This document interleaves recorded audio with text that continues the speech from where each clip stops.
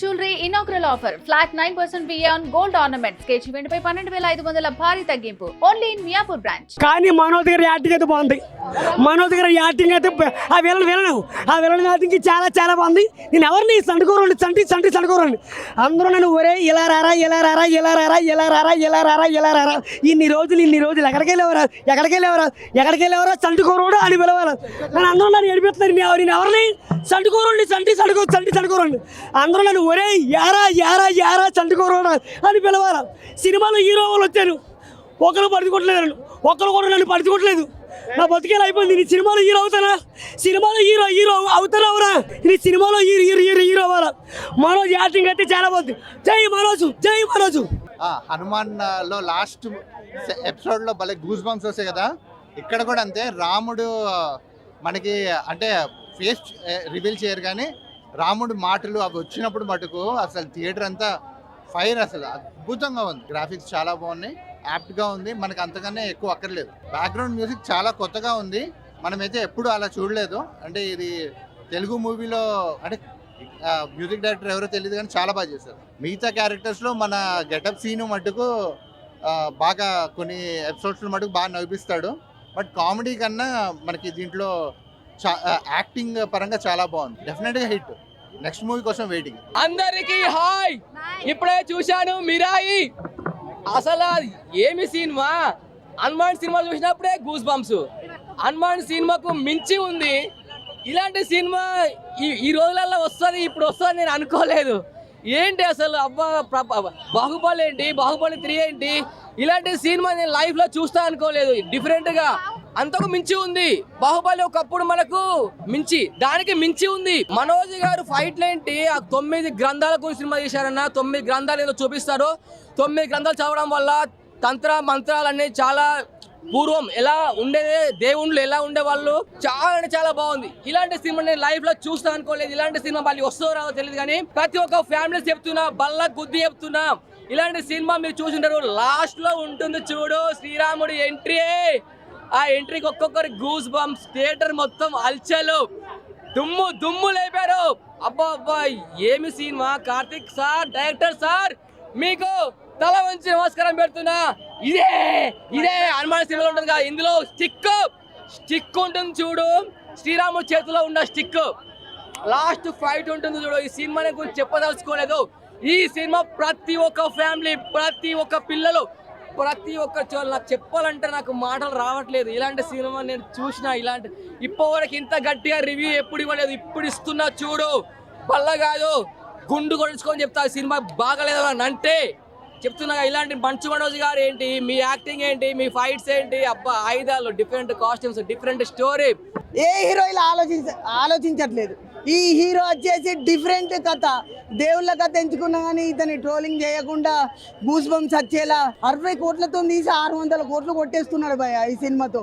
వేరే హీరోలకు చెప్పాల్సింది ఏంటిదంటే, వాళ్ళు నాకు స్టార్టమ్ ఉందిగా, ఎట్లయినా తీసినా మా అభిమానులు చూస్తే హిట్ అవుతుంది కదా, నేను రెమ్యునేషన్ తీసుకుంటా కదా అన్నట్టు తీస్తారు కావచ్చు. తేజ సజ్జా అట్లా కాదు, 60 కోట్లతోనే తీసారు సినిమా. ఆయనకు రెమ్యునేషన్ కూడా ఏముంటుంది, 60 కోట్లతో. ఆ సినిమాకే 60 కోట్లు పెట్టినట్టు అనిపించింది. సినిమా మొత్తంలో వచ్చేసి లక్షలాది మందిని చంపుతాడు మనోజ్. అతని మంత్రతంత్రాలు చిన్నప్పటి నుంచి నేర్చుకుంటాడు.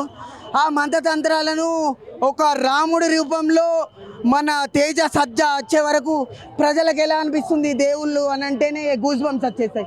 అందులో ఈ సినిమాలో మన పురాతన కథలు సాములు ఎలా చెప్తారో అలా తీశారు ఈ సినిమా.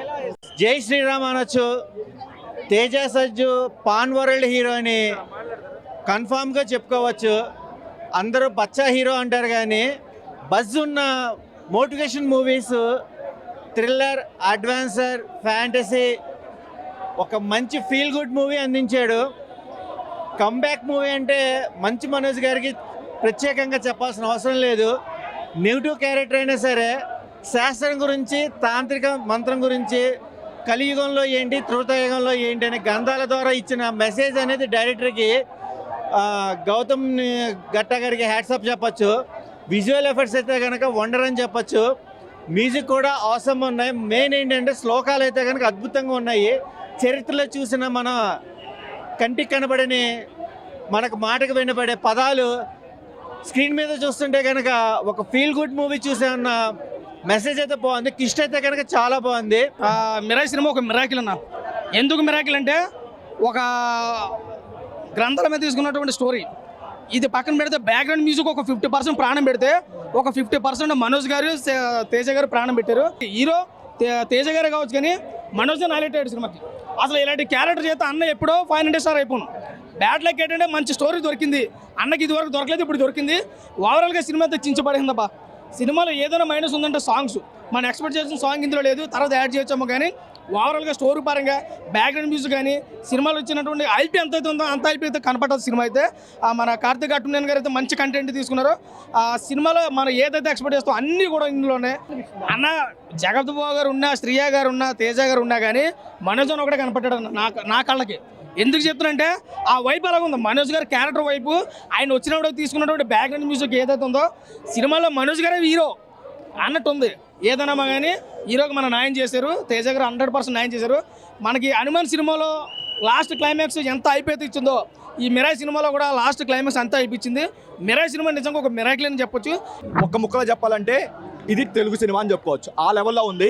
ఎక్సలెంట్ ఫస్ట్ హాఫ్ అన్న. Extraordinary visuals, extraordinary cinematography, action blocks అయినా సరే, లేదంటే యాక్టింగ్ అయినా సరే నెక్స్ట్ లెవెల్ వచ్చాయి. ఎక్కడ మనం ఫస్ట్ హాఫ్లో ఎంత వేలు పెట్టి వెతికినా ఒక్క నెగిటివ్ అయితే కనిపించదు. ఆ లెవెల్లో ఉంది ఫస్ట్ హాఫ్ వరకు.